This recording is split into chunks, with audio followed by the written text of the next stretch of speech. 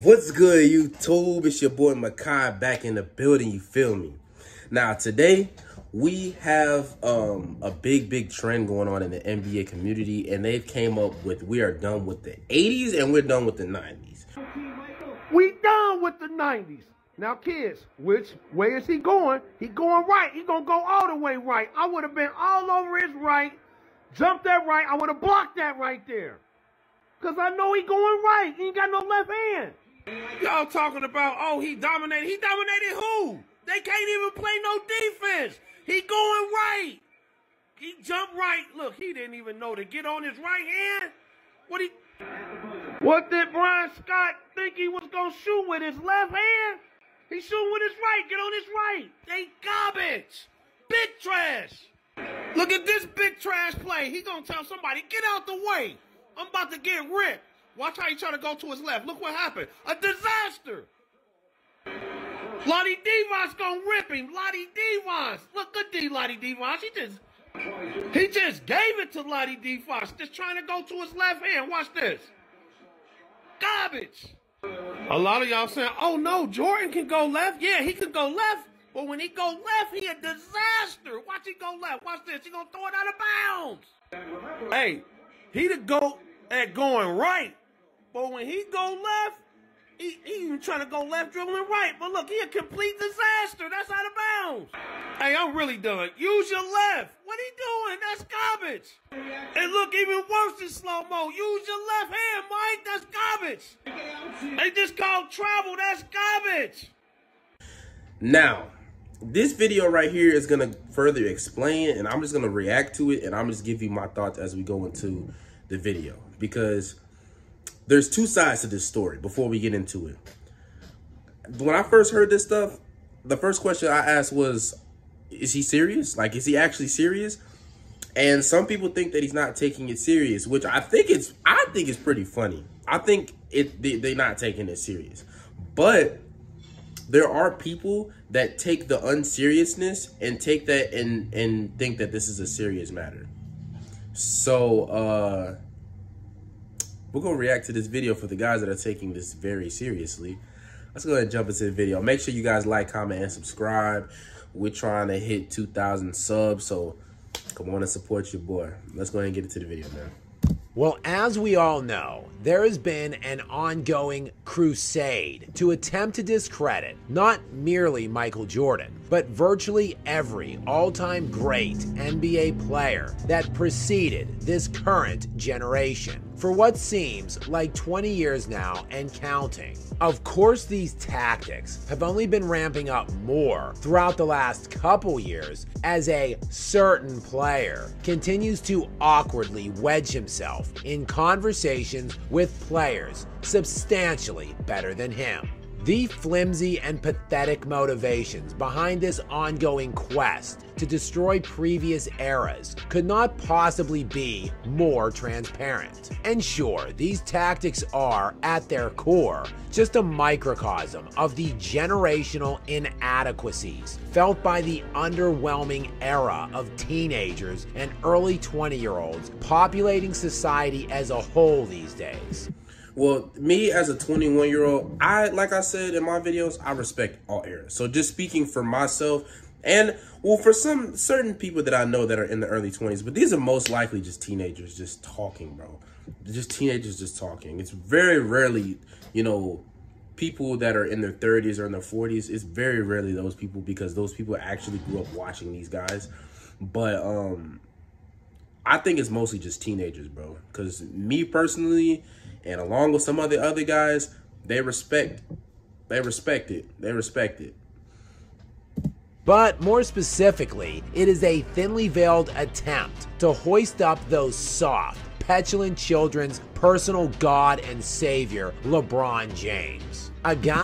Before we get into this, I see what he's trying to say. He's basically saying that all of this is just trying to help LeBron's case for being the greatest player of all time. Here's my take on the GOAT debate. Me personally, I think the greatest player of all time is Michael Jordan, right? That's my, personal opinion. In 2024, if you, at this point in time, most basketball players, most basketball fans, they already have their mind made up on who the greatest player of all time is. So at this point, if you already have your mind made up, there's no convincing. There's no having this debate. Even though people are gonna have this debate forever, we're never going to get to a solution to this argument, bro. I've never been into an argument, or I've never been into a debate with these two players and the other guy just said, oh, maybe you are right. I think Michael Jordan is the greatest player of all time. And I've never came around and said, you know what, LeBron might be the great. Never said that, bro. Nobody's saying that no more. So if you have your mind made up already, there's no changing it, bro. So, I mean, these GOAT debates, they're fun to have, but they're useless. They're very useless. Who embodies all of their characteristics: mentally weak, entitled, rejecting the premise of overcoming challenges or hardships, and instead opting to just take things he never earned and doesn't deserve. Oh, what a loser! You see, he is one of them, and they have gone out of their way to defend him while propping up and advancing his fake GOAT narrative. It is undeniable he has fallen hilariously short of any metric used to gauge players of previous times. So the answer for them is simple: discredit those players by attacking the times they played in, painting their eras as weaker and easier. Of course, this couldn't be any further from the truth, as the NBA has been getting nothing but easier, specifically over this last decade. And the original talking points were that those previous eras didn't have the level of athleticism of players today. And that is completely false, okay? The athleticism of these basketball players has not changed. We're not jumping higher. We're not running faster. There's none of that, because we had some freakish athletes back then. Bill Russell was a freakish athlete. People don't know this, but Bill Russell was a freakish athlete. Wilt Chamberlain was a freakish athlete. You see what I'm saying? Michael Jordan was a freakish athlete. Like, they had freakish athletes back then. You know what I'm saying? It's just now they just have more technology to record that stuff, and we can see that stuff up front. But there was a lot of freakish athletes back then, bro. You see what I'm saying?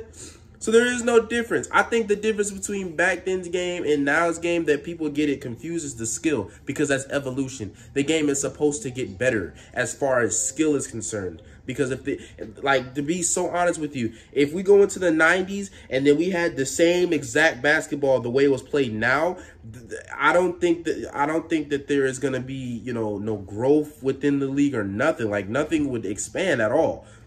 You cannot lie. These guys, all the guys that have watched back then, the 90s and the 80s basketball, you do know that eventually there is going to be change in the league. The game has to grow in order for it to get better. You see what I'm saying? Now, obviously, it's starting to steer into the wrong direction, but at a point in time, we were doing really well.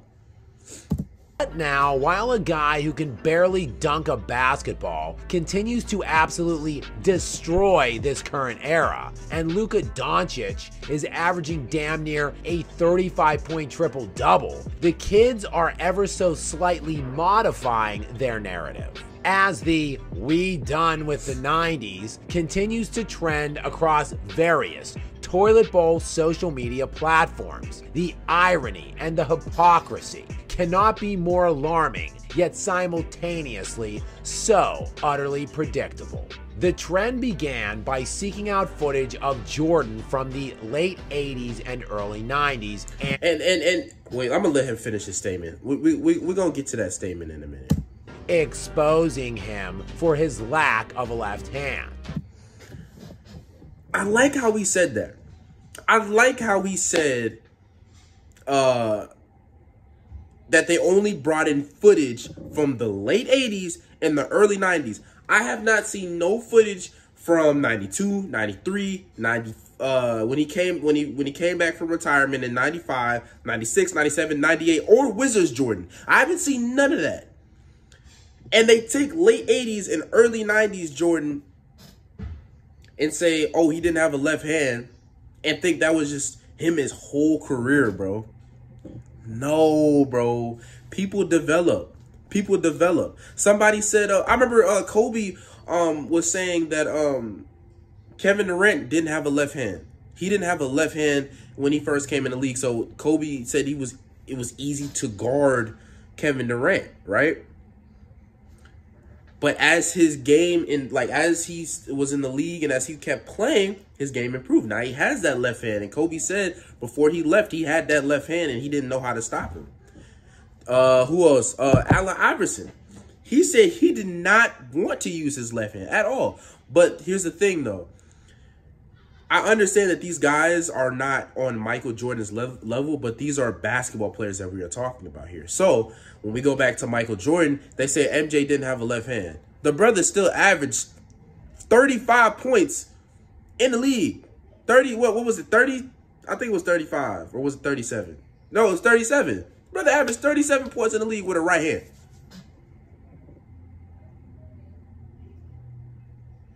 If he only uses right hand, because he did use his left hand. I have plenty of clips of him using his left hand, okay? But the thing about it is that plays are designed for you to use your strong suit. Michael Jordan was the strongest on his right side with his right hand. So they put him in situations where he can use his right hand, right? I think that's what it is. A lot of these guys are also expecting Michael Jordan to use his left hand 50% of the time. Like, oh, this play I'm gonna go with my right bucket. This time I'm gonna go on my left bucket. This time I'm gonna go back to my left. I'm gonna go to my right. Like, bro, nobody's doing that, bro. I can pull up so many clips of a bunch of these NBA players only using their dominant hand. Come on, dog. Like, bro, don't start this narrative, bro. Don't start this narrative of MJ not being able to use his left hand. Because, like I said, him walking into the league, he was able to use his left hand. Okay? Don't do that. By footage, I mean like 1/2 of a single game. And of course, as the scoring continues to ramp up to sky-high levels in today's era, sitting currently at 115.1 points per game, which is the highest in modern NBA history. Many ignorant and uninformed casual observers might assume that this is simply because of the immense skill set of today's players as compared to those previous eras. But Kobe Bryant scored more points on a higher shooting percentage in his 17th season than he did in his 8th year in the league at the age of 25. While Steph Curry is now averaging more points per game today at 35 years of age than he did 9 years ago in his first league MVP season. You see, another thing is that the difference between you guys think that we're it's just that we're just so much more skilled than the 90s. I mean, yes, we are more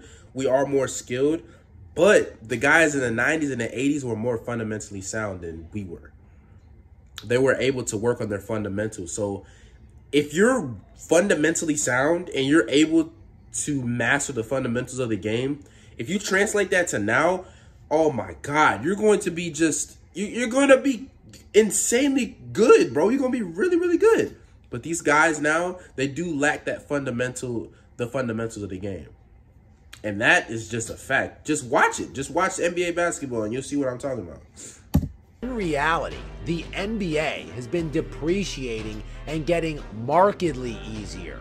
But don't take my word for it, take it from Luka Doncic, who on the surface of things is currently having a historical individual season this year, averaging 35 points per game, 10 assists, and 9 rebounds. He is currently leading the league in scoring per game and is third in assists right now. And quite frankly, None of this should come as any surprise, as by just the age of 20 in his second NBA season, Doncic was already dropping a nightly line of 29 points, 9.5 rebounds, and 9 assists. But Luka, in his final professional season in the EuroLeague prior to being drafted into the NBA, averaged just 16 points per game. Oh sure, he just must have been getting that much more skilled since he was drafted in the NBA.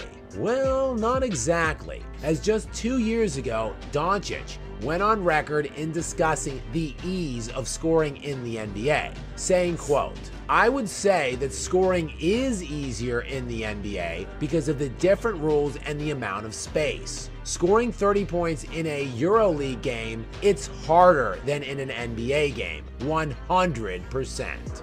And I agree with that. Just watch the games.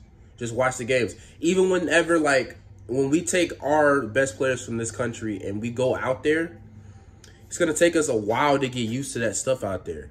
That's why in the last, I think it was the last Olympic team, we went out and they straight up mollywopped us. Like, they beat us bad, bro.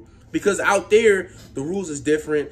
Everything is different out there than it is whenever they come play over here. So when they come over here and play, it's like, oh my goodness, this is so much easier. Which is true. The level of spacing is crazy. That way, it leaves the lane wide open for you to just get buckets. Just get buckets. Like, just, man. And that brings us to the self-proclaimed king, the media creation, the guy for which this ignorant and hypocritical "we done with the 90s" trend began in the first place. You see, in the 90s, where average nightly scoring was roughly 15 points below what it is today, there was actually such a thing as defensive opposition, restriction to the basket, and lack of free movement around the court. And yet, despite the unprecedented ease of scoring resulting in the historical point explosion, where Nikola Jokic is setting all-time records for advanced analytic efficiency, LeBron James was still incapable of shooting any higher than 37% for his career on anything but layups and dunks. It's a complete crap. The all-time turnovers king. Well, I must say, before he says any of this other madness, I will say LeBron actually has improved his three-point shooting this year. I think his percentage went up this year, so I'll give him props to that. Boasting nearly 600 more than second place in that field, also has missed nearly 500 more shots in the playoffs than anyone ever. But make no mistake, the underlying reason these scrub influencers have to crawl on TikTok to push their lies in a tapestry of feces, resulting in this most recent "we done with the 90s" push, isn't because of all of those playoff misses by the bagless one, just primarily all of those misses in games and situations that mattered most. So here's your reminder, scrubs. In the final 25 seconds of the fourth quarter or overtime in his playoff career, on potential game-tying or go-ahead shots, Michael Jordan was 10 of 19 overall. LeBron James, meanwhile, is just 11 of 30. Diddly poo. In series-clinching games, Jordan shot 4 of 7 in these situations, while James is just 0 of 3. Diddly poo. And when facing elimination, Jordan shot 3 of 3, while James is 0 for 2. Diddly poo. And finally, in the NBA Finals round specifically, Jordan was 4 for 8, while LeBron is currently 0 for 7. It's a complete crap.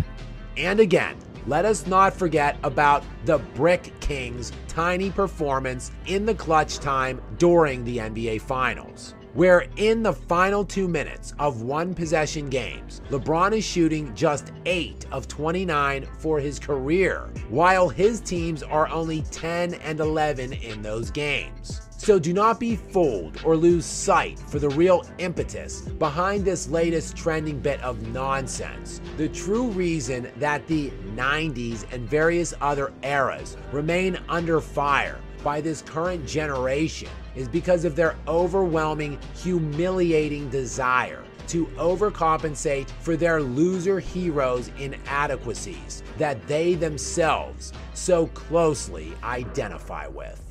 That's one thing that I will never, ever let go of. You guys want to sit up here and talk about Jordan losing before, quote-unquote, Scottie Pippen came onto the scene, which even when he came onto the scene initially, he wasn't the Scottie Pippen that we know today. But you guys always bring up the fact that he lost before Scottie Pippen came. I'm never going to let go of the LeBron joint of him losing in Dallas.